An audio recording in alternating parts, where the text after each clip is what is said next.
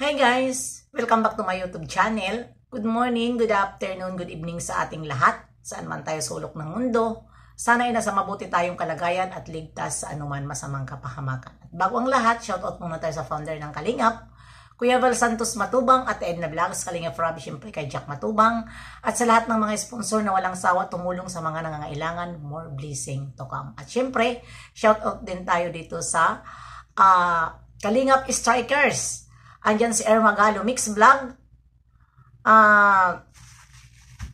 Hayat's Mix Vlog, Cell TV PH, si Lina Barbosa, Pexi Lixi, at syempre si Banat Bagsik. Mega love shoutout sa inyong lahat. At syempre, ang aking Tita Thankful at Tita Lydia. Mega love shoutout sa inyong lahat, Ma'am Tintin.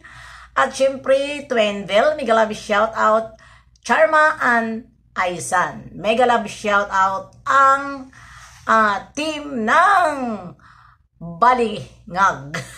Balingag talaga.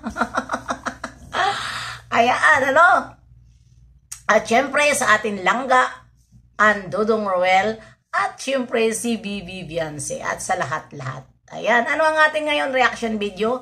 Andyan, nakikita sa thumbnail, re-reactionan ko lang itong mga iilan, mga iilan ng gugulo dito sa love team ng atin Bibi Beyonce at kay Kalingap Edo. Ito nga nakita ko itong mga iilan na mga nanggugulo ay may mga sarili silang mundo. Na alam naman nila na ang kalab team ni Kalingap Edo ay ito nga si Bibi Beyonce. Pero ano ang ginagawa nila? Gumagawa sila dyan sa mga reels nila o sa mga Facebook nila na ang pinapartner nila dito ay si Arjen at pinapasilos nila itong mga ibang fans ng Bibi Beyonce at Kalingap Edo. Tandaan nyo,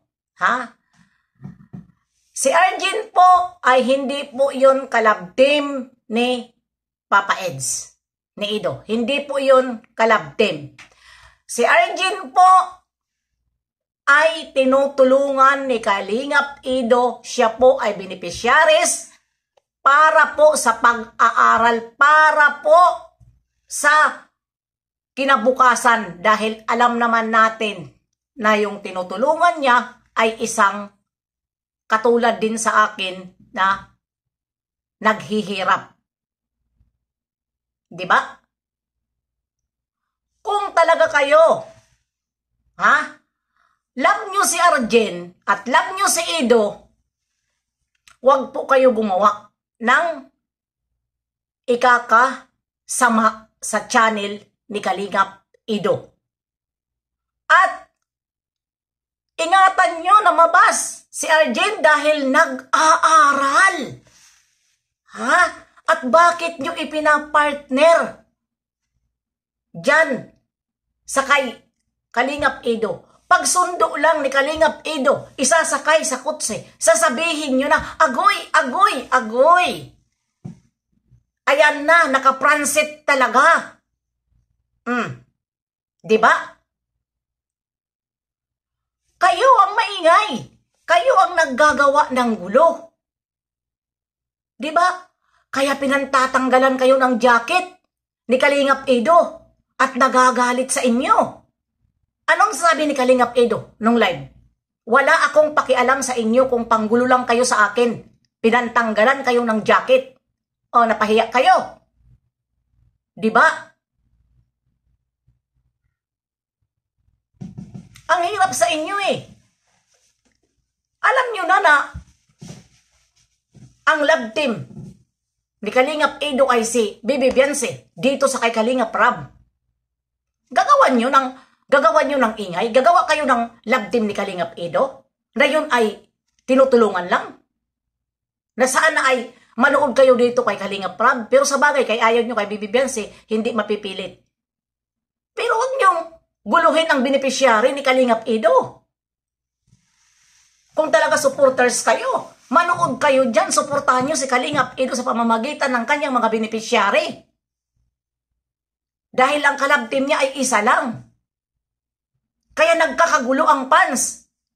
Ha? Dahil kayo na nanonood dyan sa beneficiaries ni Kalingap Edo, binibigyan nyo ng pansin na ganito si Edo may gusto kay Arjen porket inaayos ang pagdala.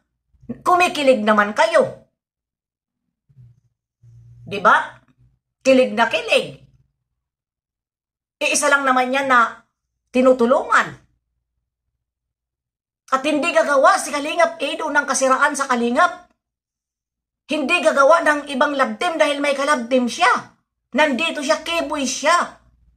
Kayo ang nagsisira sa channel ni Kalingap Edo na sinisira nyo. Binibigyan nyo ng gulo.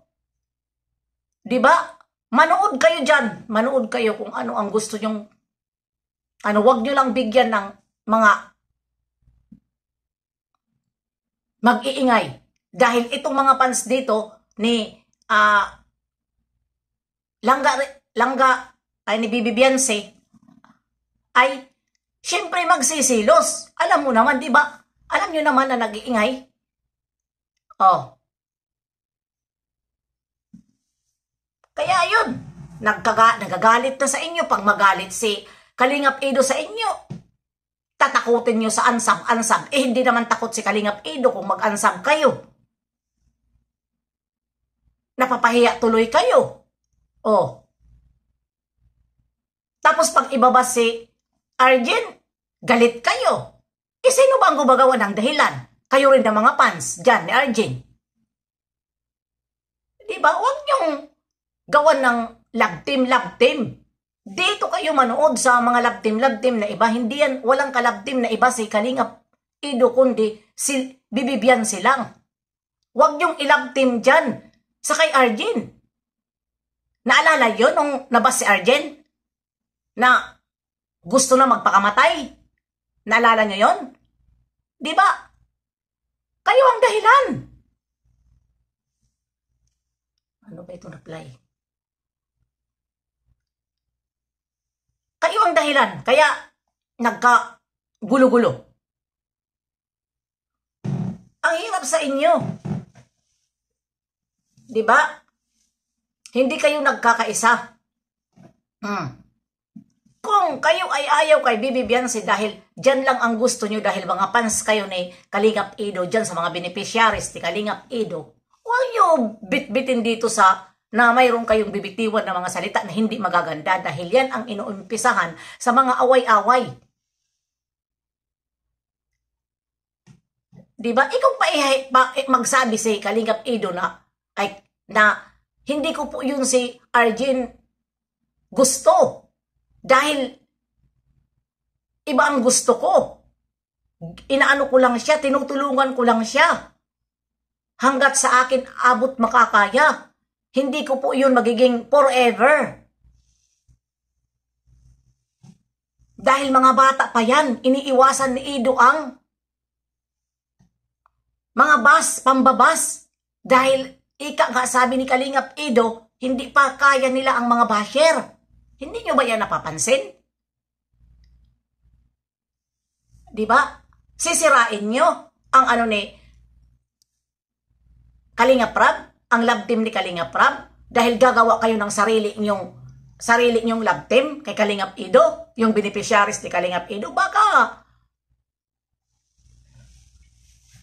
hindi yan magustuhan ni Kalingap Edo dahil kahit kailan hindi nagsisira si Kalingap Edo dito sa hindi nasisira dito sa Kalingap. Gumagawa lang siya ng paraan. Kung ano ang kanyang content. Tapos kayo naman, di ba kahit sila maraming kilig na kilig sa kanila ni Bibi Beyonce, nang gagamit ba si Kalingap Edo? Kapag nagla-live siya, tinatawagan ba si Bibi Beyonce? Hindi. Kasi ingat na ingat siya kay Kalingap Rab dahil bawal yun. Hindi niya ginagamit ang kanyang ka-love team. Kundi sariling sikap niya. Kung panuurin siya o hindi, sariling sikap niya. Kaya kayo naman ang gumagawa ng kaguluhan ng channel niya. Isa lang kayo nanonood. Kukunin nyo yung mga pang ano-ano tapos igagawa nyo. Ibabas nyo dito ang Bibibiansi namin. Ipapaselos nyo. Hindi magsisilos si Bibibiansi. Ang mag-iingay ang mga fans. Gets nyo? Yon, umpisa ng away-away. Imbis na isa lang ang suportahan, nagkaka-watak-watak ang viewers. Diba? Andyan ang away-away. Lalong-lalo na doon sa live ni Diyos ko Lord. Nakikita ko. Kaya, ayan ibang topic tayo doon sa reaksyonan natin yon. At ayan, hanggang dito na lang. See you next live and upload. God bless sa ating lahat.